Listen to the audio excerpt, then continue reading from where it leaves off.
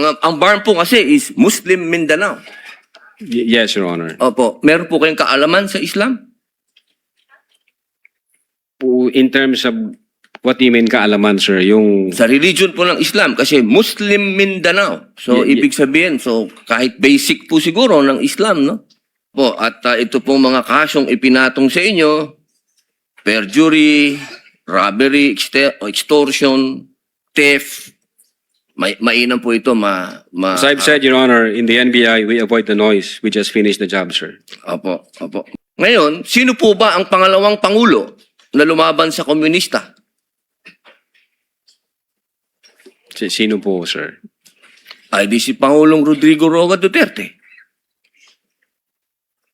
Hindi ba po dapat isipin natin yung Romanov ay tungkol sa threat na pumapasok sa mga pamilya na mga namumuno dito sa ating bayan?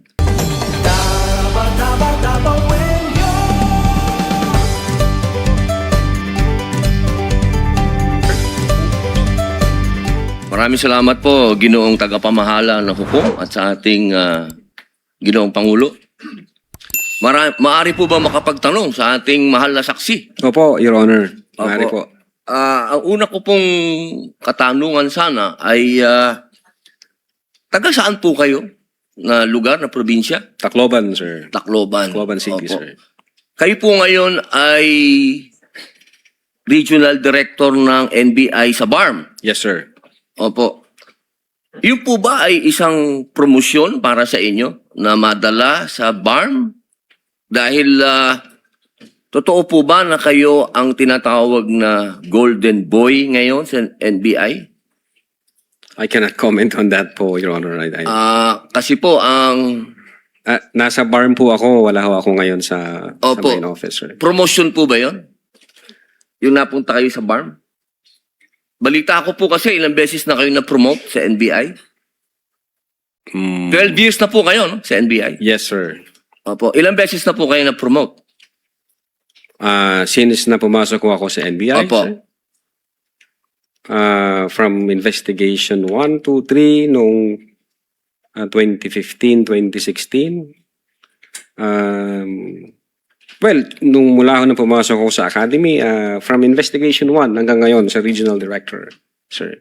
Ilang beses po yan? Sa isang taon po, Sa isang taon? Anong taon po, sir, ang tinutukoy nyo? Bago po kayo napunta sa BARM. Bago ho ako napunta sa BARM, regional director po ako ng Mimaropa. May Maropa. Region 4B, sir. Opo. Kayo po ba ang pumili sa BARM? Na Hindi kayo po, mapunta sir. to? In the exigency of service, doon po kami nilalagay kung ano ang tingin ng direktor na makakatulong kami sa bureau. Bakit po kaya naisip ng direktor na sa BARM po kayo? Kayo po ba ay may kaalaman sa Islam? Hindi ko po alam kung ano ang naging basis ng direktor, pero Kayo po mismo. Kayo po mismo. Ang BARM po kasi is Muslim Mindanao. Yes, Your Honor. Opo. Meron po kayong kaalaman sa Islam? In terms of what do you mean kaalaman, sir? Yung Sa religion po ng Islam kasi Muslim Mindanao. So, ibig sabihin, so kahit basic po siguro ng Islam, no?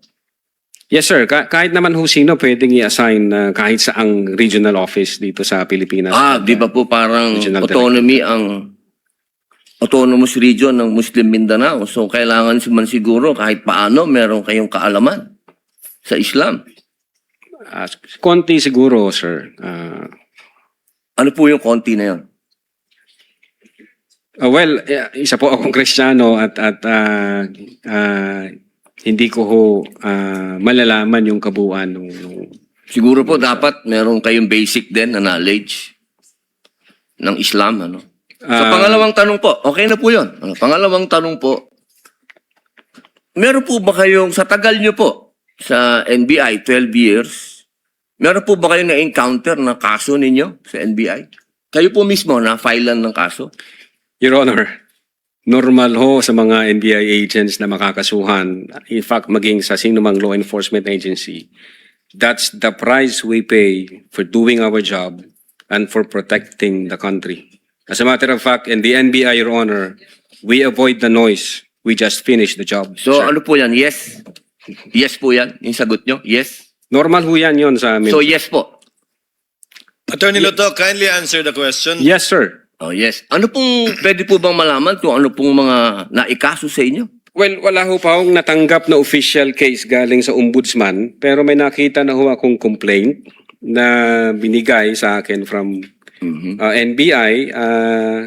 Hindi ko na humaalala yung sa case na yan. Pero nung chinek po namin yung case na yan, Your Honor, sabi ko doon sa mga kasama ko, tingnan nyo nga yung validity at authenticity ng case na to. Pinuntahan ho namin yung nagnotaryo, I think meron Makati po, no? Court yun. Oh. Yung Makati Court, nag-issue ho ng certification na fake yung notary. Diyan sa reklamo na yan. So sabi ko, huwag nyo nang pansinin, marami tayong trabaho. Kung fake yung notaryo na yan, mere scrap of paper yan. Huwag na nating pansinin. Although, nag-aantay po ako, Your Honor, na mag-notify sa akin ng OMB kasi sasagutin po namin na eto ho ang nakaalap namin, may dalawang Chinese na nagreklamo. Chinek ho namin doon sa BI, yung dalawang Chinese na yan, I think, 9 months nang overstay at pinaghahanap din ng... Ano pong kaso po Bureau of yung Immigration. ipinatong sa inyo? Anong kaso? Hindi ko maalala, Your Honor. May mga kaso ho doon na nakalagay. Pero again, sabi Wala ko po nga, kayong isa kahit maalala na ipinatong sa inyo? if I'm not mistaken, arbitrary detention, may ganun ba? May unlawful arrest? Wala ho sa akin ng record kasi nga, sabi ko nga, nung makita namin na fake yung notary, hindi na ho namin binigyan ng pansin, Your Honor. Kasi napakakapal po nitong hawak ko.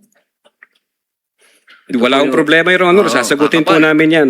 Po. Sasagutin ko Hindi po niyo yan. pa po nasagot magmula noong February 29 Kasi wala pa hong official notice galing sa kung anong ahensya. na nakarating po sa inyo. Wala pa. Wala pa ho. Ang nakuha ko lang, yung kopya niyan, siguro may nagpadala sa akin. Sabi ko, teka muna, wala akong official na nare-receive from OMB. So, nung chinek ho namin, kung nag-i-exist ba yung kaso, fake yung notary, hindi na namin... So, binigyan ibig niyo ng pong pansin. sabihin hanggang ngayon, hindi kayo sigurado kung nag-i-exist to. Dapat may notice na ako from ombudsman. Di ba po dapat ang reaction ng isang tao kapag may kaso, harapin? Precisely, Kasi Your Honor. Hinihintay ko nga po yung notice from ombudsman. Na pag meron na hong notice Wala ang po kayong ombudsman- notice hanggang ngayon? sa Wala pa ombudsman? po, Your Honor. Yun nga ang inaantay ko kasi sasagutin namin kasi meron po kaming certification na fake yung notary. Inaantay ko po, Your Honor. Mas maganda po, maharap nyo kagad. Definitely, hindi ko lalong-lalo namin na po- tatakbuhan yan, sir. Kasi napakahalaga po ngayon nito. Yes, sir. Oo, ito po ay ang pinag-uusapan natin dito ay napakahalaga. Yes, sir. Opo, at ito pong mga kasong ipinatong sa inyo, perjury, robbery, extortion, theft, mainam po ito As I've said, Your Honor, in the NBI, we avoid the noise. We just finish the job, sir. Opo. Meron po akong tanong. Pangatlo. Opo. Kanina po na ang ganda ng talakayan nyo tungkol sa Romanov. Yes, sir. Opo. Alam niyo po ba yung istorya ng Romanov?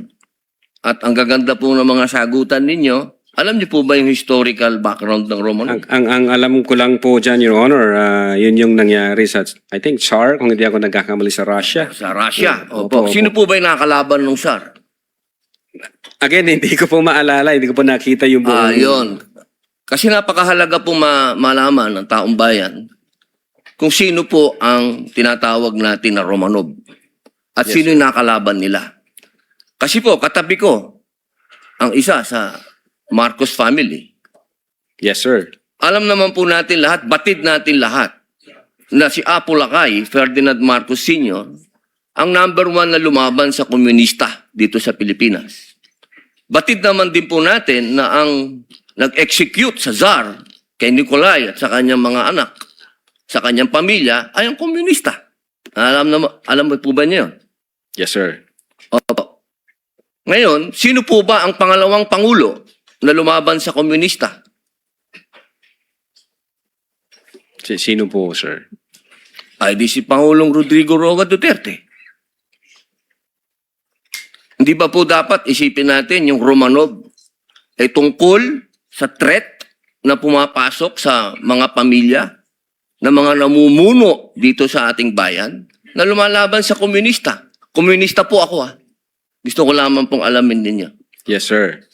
But well, insofar as the investigation on the issue of whether or not may Romanov or operation of Romanov, ang sabi ko po kanina, nasa intelligence service po namin yan. At I think ang makakasagot po niyan, Your Honor, yung director po namin. Opo, kasi nabanggit nyo kanina sa usapan po ninyo, si Baste. Yun Na po yung... sinasabi nyo po kasi kanina, sa usapan po ninyo, sa napakagandang usapan, na yung Romanov, hindi na ipapaliwanag kasi kung ano ba yung ugat nun. Napakahalaga po na alam natin yung ugat. Si Presidente Marcos Sr.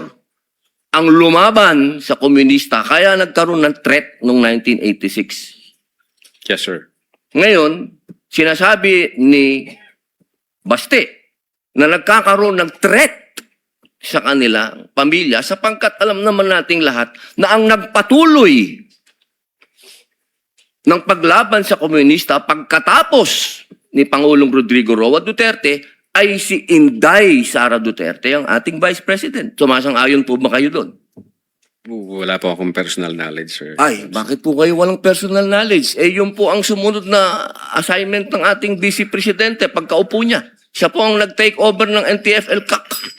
Hindi po alam ng NBI yun. Well, nag-NTF-ELCAC siya, pero yung factual circumstances doon, Factual, wala pa po akong...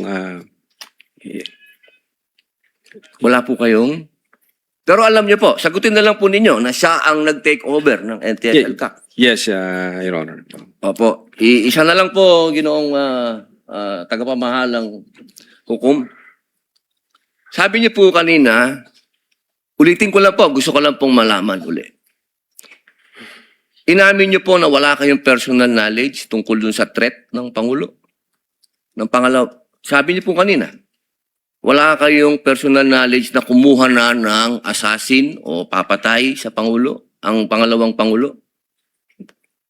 Narinig ko po kanina. During that time? Yes or no lang po. During that time, ongoing ho ang validation namin, So, sir. ibig niyo pong sabihin ngayon, meron na kayong personal knowledge na meron na kayong... Hindi po, ongoing po ang validation. At sabi ko nga po, ang makakasagot po niyan, yung intelligence service namin at ang director po namin, sir. So hanggang ngayon po, wala pa kayong personal knowledge. In so far as the Cybercrime Division is concerned back then, Hindi po, ngayon ongoing po, ho yung yes or no po, validation. ngayon po, sir, mahal naming saksi, ngayon po.